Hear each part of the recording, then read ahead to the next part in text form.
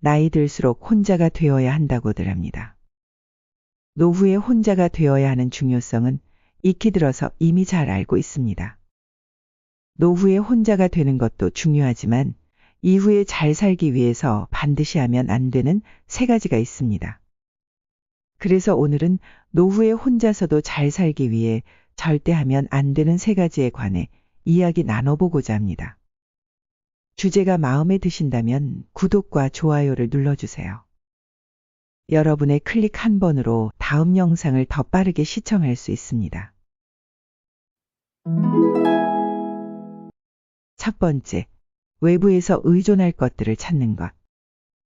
혼자 있을 때 자유롭고 함께할 땐 즐겁다면 좋겠지만 많은 사람은 혼자일 때는 외롭고 함께할 땐 갈등으로 피곤합니다. 계속 혼자 있으니 외로워져 누군가를 찾아 나서게 되죠.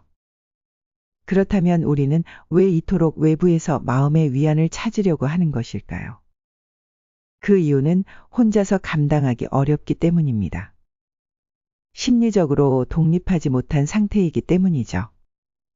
타인의 시선에 지나치게 신경 쓰거나 다른 사람의 인정을 갈구하고 외로움을 견디지 못하며 감정의 기복이 심하고 무언가에 지나치게 집착하는 것은 대부분 의존적인 성향에서 비롯됩니다. 과도한 음주나 도박, 게임에 빠지고 성문제나 쇼핑 중독 등 다양한 문제 또한 이로 인해 생겨나는 경우가 많습니다. 독립적으로 서지 못하면 부부 사이에서 심한 갈등이 있을 수 있습니다. 이혼한 후에도 혼자 설 수 없어서 불안정한 삶을 이어가는 경우도 있습니다.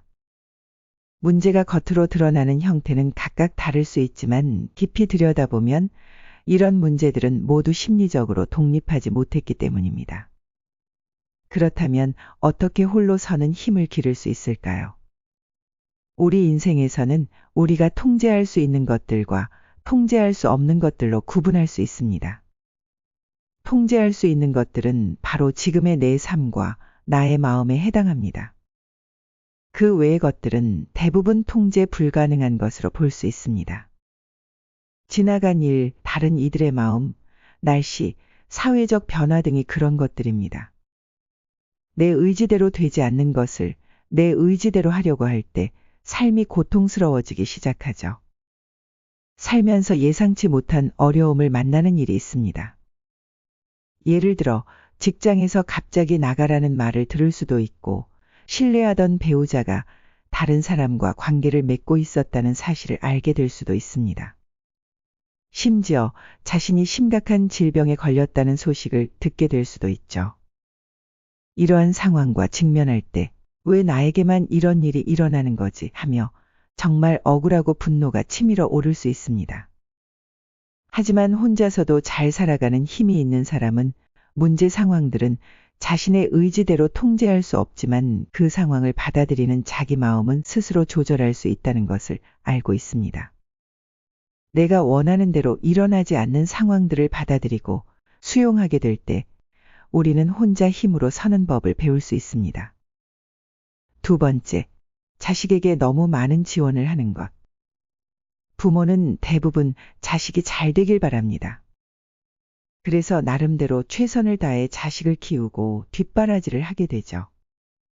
그러다 보니 부모와 자식 사이의 사랑이라는 이유로 서로 경제적이나 정신적으로 독립하지 못하고 의존적인 관계를 유지하는 경우를 많이 봅니다. 어느 부유한 부부가 자신의 딸, 지영양에게 경제적인 지원을 전적으로 해주겠다고 결정했습니다. 지영양이 사업을 시작하고 싶다고 하자 이 부부는 부모님이 보이는 전형적인 모습을 보였죠. 자신들이 생각하기에 완벽한 환경이 된다고 생각되는 모든 것을 딸에게 제공했습니다. 빚이 생기지 않도록 사업을 시작하는 데 필요한 모든 비용을 부모님이 대신 지불했습니다. 지영양 자신은 돈을 한 푼도 모으지 않았고 사업 대출도 신청하지 않았죠.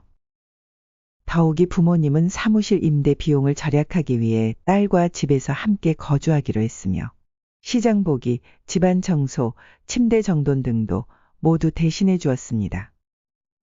그 모든 것은 지영양이 사업에만 전념할 수 있도록 하기 위해서였죠. 그러나 부모님의 이러한 전폭적인 지원은 결국 경제적으로 부모님의 도움을 받는 성인 자녀를 안 좋은 상태로 보는 관점으로 볼 때 단순한 외래 환자 수준이 아닌 마치 병원에 입원해버린 환자로 만드는 결과로 이어졌습니다. 반면에 이와 달리 대다수의 성공한 사업가들은 스스로 사업 자금을 모읍니다.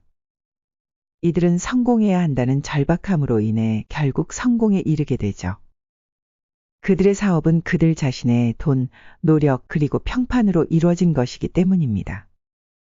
성공한 사업가들에게는 지영양처럼 뒤에 안전망이 존재하지 않습니다. 성공하든 실패하든 의지할 사람이 전혀 없습니다. 그렇다면 지영양은 어떻게 되었을까요? 그녀는 30대 후반인 현재도 여전히 부모님 집에서 의존하여 살고 있습니다. 이런 상황에서 부모로부터 돈을 지원받지 않고 스스로 성공한 사람들과 지영양 중 누가 더 두려움과 걱정을 많이 하게 될까요? 논리적으로 생각해보면 부모님에게 탄탄한 지원을 받는 지영양이 걱정이 훨씬 적을 것 같습니다.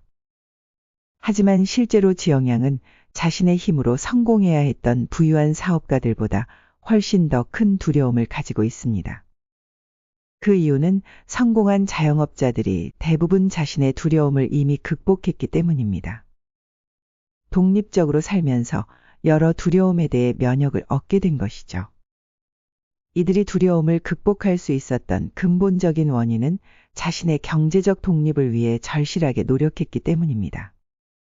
이처럼 사람들은 자기 자녀를 혹독하고 경제적인 세상으로부터 보호하려고 하지만 그런 보호가 결국에는 자녀를 미래에 대한 두려움을 가진 성인으로 만들어버렸습니다. 부모로부터 많은 재정적 도움을 받은 성인 자녀들은 보통 재산을 적게 모으는 경향이 있습니다. 반대로 적은 도움을 받는 자녀들은 더 많은 재산을 모으곤 합니다. 이것은 통계를 통해서도 확인된 사실입니다. 그런데도 여전히 많은 부모님은 자기 재산을 통해 자녀들이 경제적으로 독립적이고 생산적인 성인이 될 수 있다고 믿고 계십니다. 하지만 이러한 생각은 옳지 않습니다.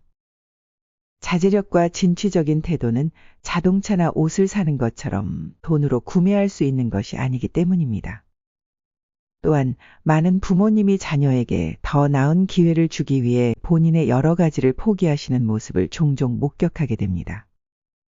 자신의 경제적 상황을 고려하지 않고 자녀의 대학 등록금이나 결혼 자금을 지원하거나 비싼 자동차를 사주거나 집을 마련해 주는 것도 피해야 합니다. 자녀의 사업에 자금을 대주는 것도 마찬가지입니다. 본인의 경제 상황을 초과해 스스로의 생활을 제한하며 어렵게 살아가시는 부모님들은 자녀가 꿈을 이루는 모습을 보고자 하는 희망에 그런 희생을 기쁜 마음으로 하십니다. 그러고선 이런 희생들이 후에 자녀들에 의해서 보상받게 될 것이라는 기대도 마음 한편에 품고 있습니다. 하지만 때로는 자녀는 부모님의 기대를 오히려 부담으로 느끼며 이에 따라 관계가 소원해지는 경우도 흔히 볼 수 있습니다. 자녀들은 부모님께서 저를 대하는 태도 때문에 갚을 수 없는 빚을 지고 있는 사람처럼 느껴져요. 마치 효도라는 이름에 보상이라는 빚을 지고 있는 것 같다고요. 라고 생각하기도 합니다. 또 부모니깐 당연히 해줘야 한다고 생각하는 자녀들도 있었습니다. 나중에 자녀에게 손 벌리지 않으려면 부모님들께서는 은퇴 후의 삶을 위한 필요한 자산과 자녀를 돕기 위한 자산에 대해 목적을 분명히 구분하며 계획을 세우셔야 합니다. 만약 상황에 따라 그때그때 대처하다 보면 자녀에 대한 지원이 부모님의 안정적인 은퇴 생활에 부정적인 영향을 미치게 될 수 있습니다. 이것은 결국 자녀들에게 경제적 부담을 주거나 갈등의 상황으로 이어지는 것이죠.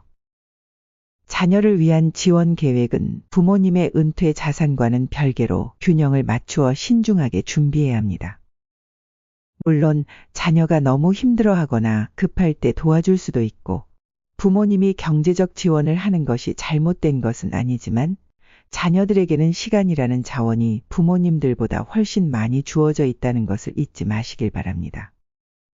자녀를 위한 무조건적인 사랑 때문에 한정된 노후 자산을 과도하게 사용하지 마세요. 오히려 자녀가 스스로 경제적인 독립을 이룰 수 있도록 기다려주고 지켜보는 것이 시간이 소요되더라도 장기적으로 봤을 때 부모와 자녀 모두에게 더 큰 이익을 가져다 줄 것입니다. 유전유효, 무전무효.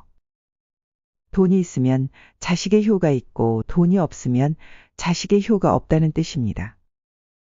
무리한 자녀 교육비와 결혼 비용으로 인해 노후 걱정을 하거나 재산을 미리 증여한 후 자녀의 무관심으로 인해 섭섭함을 느끼고 공공한 노후를 보내는 경우가 많습니다. 사전 증여를 하더라도 노후 준비가 철저히 되어 있는 범위 내에서만 해야 합니다. 자녀가 경제적으로 어려워서 효도하지 못하게 되는 상황을 만들지 않도록 지금 부모님이 현명하게 결정을 내려야 할 때입니다. 세 번째, 배움을 멈추는 것. 보석도 닦지 않으면 그 빛을 잃고 색이 바래듯이 사람도 무언가를 계속 배우고 익히지 않으면 발전하지 못하고 오히려 퇴보할 수 있습니다. 우리는 습관에 젖어 같은 일상을 반복하면서 스스로를 굴레에 메어서는 안 됩니다. 이 나이에 뭘 더 배우겠냐는 생각은 우리의 삶을 기력 없게 만들죠. 생각 없이 시간을 보내다 보면 우울함이 들고 끝내는 기존에 알고 있던 지식과 생각, 가치관에만 의존해 살게 됩니다. 처음에는 편할지 몰라도 계속해서 변하는 세상에서 뒤처지기 쉽고 일상과 대화하기도 점점 어려워집니다. 혼자 사는 것이 편하다고 느끼는 분 중에도 행복을 느끼는 분들은 대개 배움을 즐기시는 분들입니다. 새로운 것을 배우고 취미를 가지면서 자신의 성장을 느낄 때 행복해하죠. 배움은 인생을 활기차게 만들어줍니다. 또한 계속 배우려는 마음을 잃지 않아야 하는 중요한 이유 중 하나는 정신적인 건강을 유지하기 위함입니다. 지속해서 배우려는 태도는 우리의 사고를 열린 상태로 유지하게 도와줍니다. 지식을 쌓는 것뿐만 아니라 다른 사람에게서 배우려는 생각을 가지면 경청하는 습관이 생기고 이는 겸손한 태도로 나가게 만듭니다. 이런 태도는 높은 품격으로 인정받죠. 그렇기 때문에 배움의 자세를 가지고 있는 사람은 나이에 상관없이 많은 사람에게 호감을 받습니다. 마지막으로 배움이란 단지 성숙한 삶을 만드는 데 그치지 않고 마음과 머리를 자극하여 젊음을 유지하는 효과도 있다고 합니다. 배움을 통한 즐거움이야말로 행복하게 나이 들어가는 삶의 지혜라고 생각합니다. 여러분의 노후에 행복한 일만 가득하시길 바랍니다. 구독과 좋아요는 사랑입니다. 끝까지 시청해 주셔서 감사합니다.